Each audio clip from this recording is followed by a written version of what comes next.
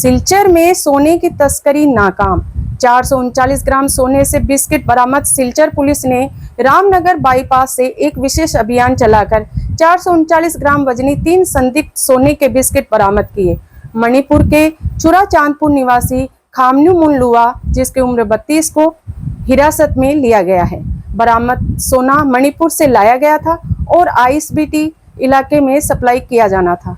Police ने मामला दर्ज कर जांच शुरू कर दी है।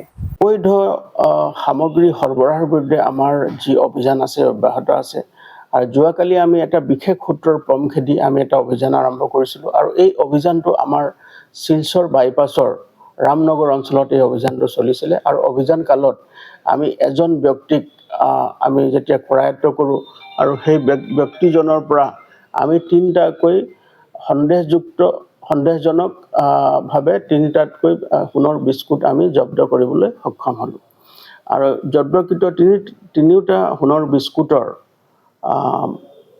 ওজন হৈছে 439 গ্ৰাম আৰু ইয়াৰ চোৰাং বজাৰত ইয়াৰ মূল্য প্ৰায় 45 লাখ টকা হ'ব। আমি গোটেই বিষয়টো অনুসন্ধান কৰি আছোঁ আৰু এজন ব্যক্তি যাক আমি গ্ৰেপ্তাৰ কৰিছোঁ, তেওঁৰ নাম হ'ল খামনেউ মুনলুৱা।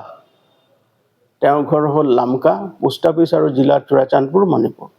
আৰু গোটেই সামগ্ৰীখিনি আমি ইণ্ডিপেণ্ডেণ্ট উইটনেছৰ উপস্থিতিত আমি সামগ্ৰীখিনি জব্দ কৰোঁ আৰু বৰ্তমান আমাৰ এই অভিযান আমি চলাই গৈছোঁ।